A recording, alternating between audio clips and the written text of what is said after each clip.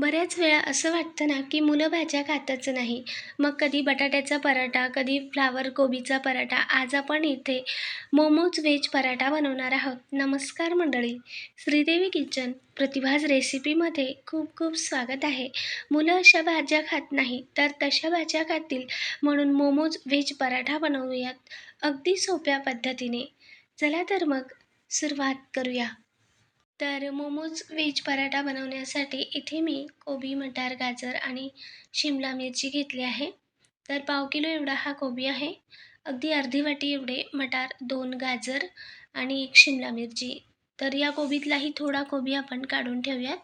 तर मोठी अशी 1 शिमला मिरची घेतली आहे. आता कोबी हा मी धुवून घेतला. हे पहा धुवून चांगलं पाण्याने नितळून आणि आता पुसून घेऊयात. गाजर, मिरचीही धुवून घेतली आणि मटारही. कोबी पुसून घेतला. आता चिरून घेऊयात. जास्त बारीक न चिरता असा थोडासा जाडसर असा चिरून घेऊयात. आणि सर्व भाज्या अशा जाड चिरून आपण ह्या चॉपरला फिरवून घेणार आहोत. म्हणजे अगदी बारीक असा याचा चुरमा करायचा आहे. तर कोबी, मटार मी अशी धुवून पाणी निथळून घेतले आणि मटारमध्येच कोबी घातली. आता शिमला मिरचीही अशा मोठ्या आणि जाड फोडी करून घेऊयात. आपण चॉपरला फिरवणार आहेत म्हणून थोड्याशा अशा जाड आणि पटपट या मिरचीच्या आणि कोबीच्या अशा फोडी करून घेतल्या मी. त्यानंतर इथे गाजरही चिरून घेऊयात. हवं तर गाजर आणि कोबी किसणीने किसूनही घेऊ शकता. तर या पद्धतीने इथे मी गाजर, मिरची आणि कोबी अशा जाड फोडी करून घेतल्या. मिक्सरला फिरवत असाल तर जास्त बारीक नका करू. आता हे सर्व भाज्या आपण चॉपरला फिरवून घेऊयात.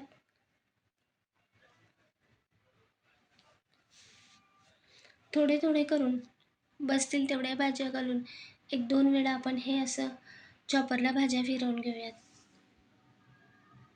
तर या पद्धतीने मी इथे अशा भाज्या बारीक करून घेतल्यात.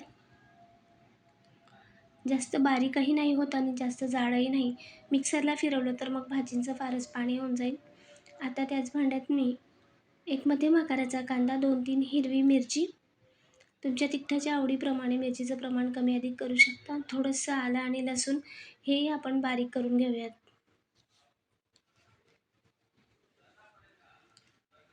अर्धा इंच एवढं आलं आणि 4 ते 5 लसूण पाकळ्या घेतल्या होत्या आणि मध्यम आकाराचा कांदा, 2 ते 3 हिरवी मिरची अशी चॉपरलाच फिरवून घेतलं. त्यानंतर आता गॅसवर कढाई ठेवून यात पोहे खाण्याचे 2-3 चमचे एवढे तेल घातले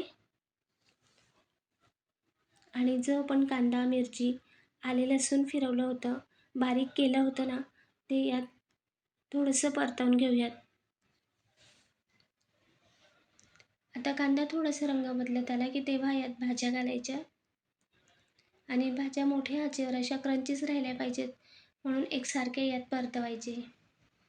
जास्त गॅस मंद किंवा मध्यम आचेवर नाही, तर मोठ्या आचेवरच या भाज्या चांगल्या उलटपालट करून घ्यायच्या. म्हणजे भाज्या जास्त मऊ होत नाही, थोड्याशा अशा क्रंची राहतात.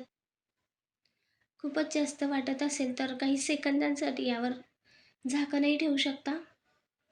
अगदी थोडंसं 20 ते 30 सेकंद, जास्त न ठेवता, नाही तर मग भाज्यांना पाणी सुटेल. नाही ठेवलं तरीही चालेल. मी फक्त गॅस मंद आच करून एक 20 ते 30 सेकंदच ठेवून घेतलं आणि नंतर काढून घेतले. त्यानंतर यात 1 चमचा एवढा सब्जी मसाला किंवा काळी मिरी पूड घालायची, 1 ते अर्धा चमचा एवढी. चवीनुसार मीठ आणि 1 चमचा एवढा सोया सॉस घातला. आता हे सगळं मिक्स करून घेऊयात. भाज्या चांगल्या मिक्स करून घेतल्या. अजून एखाद मिनटं हे सगळं परतवून घेतल्यानंतर आता यात वरून चिरलेली कोथिंबीर घालूयात आणि हे सारण करून बाजूला ठेवून घेतलं. त्यानंतर आता आपण कणिक भिजवून घेऊयात. तर हवी तेवढी कणिक भिजवून घेतली. त्यानंतर यात 2 चमचे एवढा रवा घातला. यासोबतच चवीनुसार मीठ घालूयात. त्यानंतर हातावर चोळून घेतलेला ओवा अर्धा चमचा एवढा आणि सगळं हे आता हातानेच मिक्स करून घेऊयात. पोहे खाण्याचे 1 चमचा एवढे तेलही घातले. हाताने चांगलं मिक्स करून घेतल्यानंतर आता यातनं थोडं थोडं पाणी करून कणिक आपण भिजवून घेऊयात.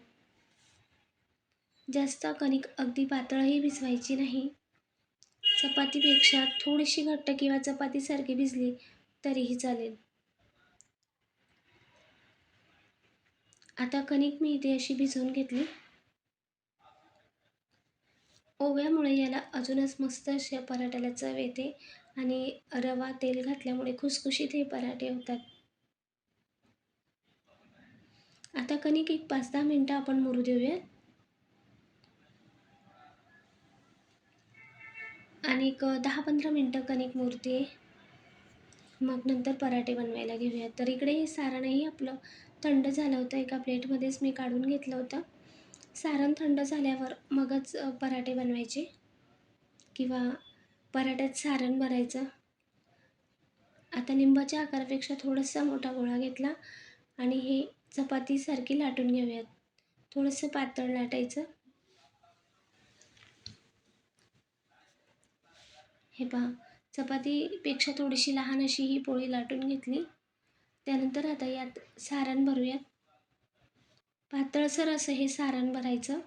आपण ही पोळी किंवा चपाती ही पातळ लाटली आहे म्हणून सळपातळ असं सारण भरायचं किंवा जास्त आवडत असेल तर जास्तही भरू शकता. तर इथे चौकोन आकारात असं मी हे सारण सर्व पसरवून घेतलं आणि त्यानंतर हे ज्या कडा आहेत चपातीच्या त्या अशा फोल्ड करूयात.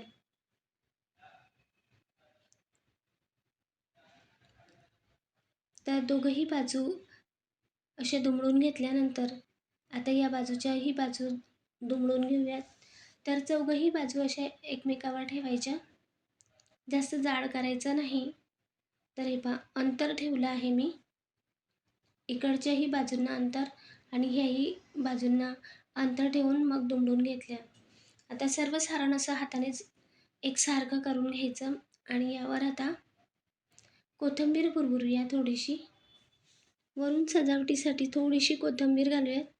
वरून थोडीशी तीळ आणि कोथिंबीरीने खूप मस्त असे हे पराठे वरून दिसतात. किंवा यात तुम्ही कांद्याची पात किंवा पातीचा कांदाही थोडासा घालू शकता.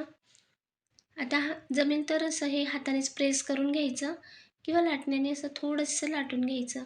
म्हणजे कोथिंबीर आणि तीळ आतमध्ये दबले जातात. हे पहा, थोडंसं काठाला जाड वाटत असेल तर तेही असं लाटून घ्यायचं. अगदी हलक्या हाताने. आपण आधीच चपाती ही पातळ लाटली आहे म्हणून अगदी काठच थोडेसे असे लाटून घ्यायचे. तर हे पहा, मस्त असे दिसतात आणि मुलांनाही काहीतरी वेगळा पराठा वाटतो. आता तवा मी मध्यम असा गरम करून घेतला होता.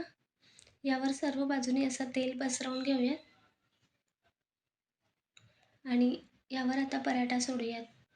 जी बाजू आपण कोथिंबीर तिळाने सजवली ती वरती ठेवायची आणि दुमडून घेतलेली बाजू खाली. कडेने थोडंसं असं तेल सोडायचं. तेल, साजूक तूप, बटर आवडत असेल ते लावून घ्यायचं. खूप छान हे पराठे होतात. साजूक तुपात खूप मस्त लागतात किंवा बटरचेही छान होतात. तर वरून अशी मी अजून तेल लावून घेतलं आणि दोघंही बाजू मस्त अशा मंद ते मध्यम आचेवर चांगली खरपूस होईपर्यंत भाजून घेऊयात. मी ते थोडंसं तेल, थोडंसं बटर असे लावून घेतलं. भरगच्च आणि मस्त असा हा मोमोज पराठा होतो. तर हे पहा, अगदी खमंग असा भाजला गेला, काढून घेतला. दिसायला मस्त दिसतो मुलांना. मग भाज्याही असे खाता येतात. मुलं अशा भाज्या खात नाही, मग तशा खातील. तर दुसरीही चपाती लाटून घेतलं. यावर सुद्धा असं सारण चौकोन आकारात मी सर्व हे पसरवून घेतलं. पाहिजे तसं पातळ, थोडंसं दाटसरही तुम्ही हे सारण पसरवू शकता. आता दुसराही पराठा आपण अशा बाजू फोल्ड करून घेऊयात. चारही बाजू अशा याच्या दुमडून घ्यायच्या. फक्त एकावर एक नाही ठेवायच्या कळा. हे पहा, थोडंसं अंतर ठेवायचं म्हणजे पराठा जास्त जाड होत नाही. या पद्धतीने थोडंसं प्रेस करून घेतलं आणि थोडंसं असं दाबून घेतल्यानंतर आता वरून पुन्हा कोथिंबीर घालूयात आणि थोडीशी तीळ. कोथिंबीर तीळ घालून अजून ही अशी सजावून घेऊयात आणि पुन्हा लाटण्याने थोडंसं लाटून हे प्रेस करून घेऊयात. तर दुसराही पराठा आपला तयार आहे. हा पराठासुद्धा भाजून घेऊयात. एक पराठा भाजेपर्यंत दुसराही पराठा लाटला जातो. कढईने तेल, साजूक तूप किंवा बटर सोडायचे. तर हे पहा, हा पराठासुद्धा मस्त असा या बाजूने खमंग खरपूस असा भाजला गेला आहे. गॅस जास्त मोठ्या आचेवर करायचा नाही, मंद ते मध्यम आचेवरच भाजायचे आणि आवडीनुसार तेल तूप लावून घ्यायचे. हे पहा, या पद्धतीने मस्त असा हा पराठा होतो. मुलंही मग भाज्या खातात आवडीने आणि दोघं बाजूने आपण हे पराठे चांगले मस्त भाजून घेऊयात आणि काढून घेऊयात. तर हे पहा, दिसायला मस्त दिसतात तेवढेच खायलाही मुलांना खूप आवडतात. तयार आहेत आपले मोमोज पराठे. अगदी साधी सोपी अशी रेसिपी, पण मुलांच्या टिफिनसाठीही अगदी झटपट तयार होतात. हे पहा, जवळूनही दाखवते तुम्हाला. अगदी गुबगुबीत असे हे पराठे होतात. तोडल्यावर सुद्धा आतमध्ये सारण जसेच्या तसंच असतं. अजिबात कमी वाटत नाही, तर उलट बाजूने सुद्धा मस्त असे भाजले गेले आहेत. तर आता एक पराठा तुम्हाला असा तोडून दाखवते.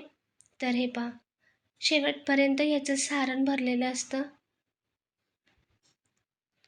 आणि भाज्याही बरोबर अशा शिजल्या आहेत. जास्त लगदा होत नाही किंवा अगदीच पाणी होत नाही भाज्यांचं. मस्त अशा सुटसुटीत भाज्या आतमध्येही असतात. भाज्या पूर्णही शिजतात, पाणीही सुटत नाही. क्रंची आणि सुटसुटीतसुद्धा राहतात. लाईक करा, शेअर करा, सबस्क्राईब करायला विसरू नका. कमेंटद्वारेही नक्की सांगा. नवीन रेसिपीसोबत पुढच्या भागात पुन्हा भेटूया. धन्यवाद.